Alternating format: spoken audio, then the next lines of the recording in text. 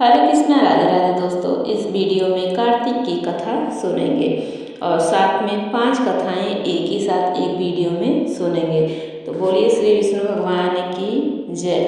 एक सास थी जो कार्तिक नहाती थी, 12 कोस जाती 12 कोस आती। बहू जो थी वह खटड़िया में पानी डालकर कहती, मन चंगा तो कठौती में गंगा। वही गंगा जी आ जाती और नहा लेती। एक दिन सासू के नथ बह गई, घर बहू नहाई तो उसके कटघड़े में आ गई। उसने निकाल कर रख ली। सास आई और उदास होकर बैठ गई। बहू बोली, उदास क्यों बैठी हो? सास बोली, मेरी नथ गंगा में बह गई। बहू बोली, मेरे हाथ में आ गई। सास बोली, कैसे? बहू बोली, तुम तो 12 कोस जाओ 12 कोस आओ। मैं कटघड़े में पानी डालकर कह देती, मन चंगा तो कठौती में गंगा। गंगा जी यहीं आ जाती, उसी में तुम्हारी नथ बह आई, मैंने ले ली। जैसी सास को आई किसी को न आईयो, बहू ने आई सबने आईयो, कहते सुनते हुंकार भरते। ये तो कार्तिक की कथा मैंने आप सभी को सुनाई। अब कार्तिक की 5 की कथा एक ही सुनते हैं। एक ब्राह्मण ब्राह्मणी थे, 7 कोस गंगा जमुना नहाने जाया करते थे। ब्राह्मणी बहुत थक जाती थी। एक दिन बोली, कोई बेटा होता तो बहू आती, घर में खाना बना हुआ मिलता, कपड़े धुले मिलते। ब्राह्मण बोला, तूने बड़ी बात कही, लो मैं तेरे लिए बहू ला देता हूँ। एक पोटली में चून बांध दे, उसमें थोड़ी सी मोहर और असरफियाँ डाल दे। उसने पोटली बांध दी, ब्राह्मण चल दिया। कुछ दूर पर जमुना जी के किनारे लड़कियां अपने अपने मिट्टी के घर बनाकर खेल रही थी। उनमें से एक बोली, मैं तो अपना घर नहीं बिगाड़ती, मुझे तो रहने को चाहिए। ब्राह्मण को वही लड़की मन भा गई। वह अपने मन में सोचने लगा, यही एक समझदार सी लड़की है। वह उसके पीछे पीछे चल दिया। जब वह घर पहुंची तो बोला, बेटी मैं भूखा हूँ, अपनी माँ से पूछ ले, मेरे लिए 4 रोटी बना देगी क्या? कार्तिक का महीना है, मैं किसी के घर की रोटी नहीं खाता, मेरे पास यह चून है, अपनी माँ को दे देना और अपनी माँ से कह देना कि चून छान लेगी। लड़की बोली, अच्छी बात है बाबा। उसने अपनी माँ से कहा, माँ बाहर एक बाबा बैठा है, उसके लिए रोटी बना दो और आटा छान लेना। उसने आटा छाना, उसमें मोहर असरफियाँ निकली। माँ ने सोचा, जिसके आटे में इतनी मोहर असरफियाँ हैं उसके घर में कितनी होंगी।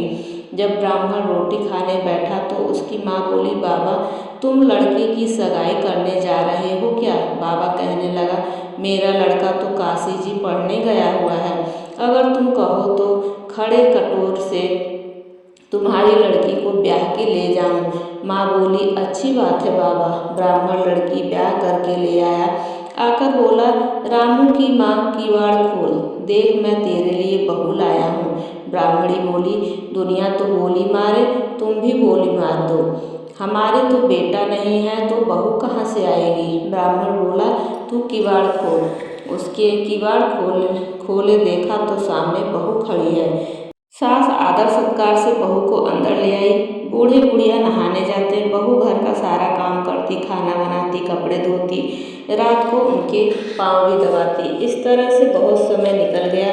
सास बोली, बहू चूल्हे की आंच न बुझने दियो, मटके का पानी न खत्म होने दियो। एक दिन चूल्हे की आंच बुझ गई। बहू भागी भागी पड़ोस में गई और बोली, मुझे थोड़ी सी आंच दे दो, मेरे चूल्हे की आंच बुझ गई है, मेरे सास ससुर आते ही होंगे, सुबह 4 बजे के गंगा जमुना नहाने गए हुए हैं। पड़ोसन ने कहा, तू तो बावली है, तुझे तो ये यूं ही उठाकर ले आए हैं, इनके कोई बेटा नहीं है। बहू बोली, नहीं तो इनका बेटा तो काशी जी पढ़ने गया है। पड़ोसन बोली, ना झूठ बोला है। बहू बोली, मैं अब क्या करूं? पड़ोसन ने कहा, जली फूंकी रोटी बना दे, अलूनी दाल कर दे, खीर की कड़छी दाल की कड़छी खीर में कर दे। उसने ऐसा ही किया। सास ससुर आए, आज न तो आदर सत्कार किया, न ही उनके कपड़े लिए, खाना लगा दिया। सास बोली, बहू ये क्या? ये तो जली फूकी रोटियां हैं और अलूनी दाल है। बहू बोली, खा लो सासू जी, तुम एक दिन खा लोगी तो कुछ नहीं होगा, मुझे तो जीवन भर अluनी सहना है। सासू बोली, बहू को तो पड़ोस की सीख लग गई। बहू रात को सो गई, सुबह भागी भागी पड़ोस में गई, बोली अब क्या करूं। पड़ोसन बोली, सातों कोठों की चाबी मांग ले। जब सासू जाने लगी तो बहू आगे अड़कर खड़ी हो गई और बोली, बाद में जाना, पहले मुझे सातों कोठों की चाबी दे दो। ससुर बोला, चाबी दे दो, आज भी इसका कल भी इसका, हमारा क्या है, आज मरे कल दूसरा दिन। बहू ने कोठे खोल के देखा, किसी में अन्न, किसी में धन, किसी में बर्तन, किसी में कपड़े, अटूट भंडार भरे पड़े हैं। सातवां कोठा खोल के देखा, उसमें गणेश, लक्ष्मी, पीपल, पथवारी, कार्तिक के ठाकुर, राई, दामोदर, तुलसी जी का बिड़ला, 36 करोड़ देवी देवता विराजमान हैं। गंगा जमुना बह रही हैं। तिलक थापे लगाए चौकी पर बैठा एक लड़का माला जप रहा है। बहू बोली, तुम कौन हो। वह बोला, मैं तुम्हारा पति हूँ, किवाड़ बंद कर दो, मेरे माता पिता आएंगे तब खोलना। अब तो बहू बहुत खुश हुई। उसने 36 प्रकार के भोजन बनाए, 16 श्रृंगार किया।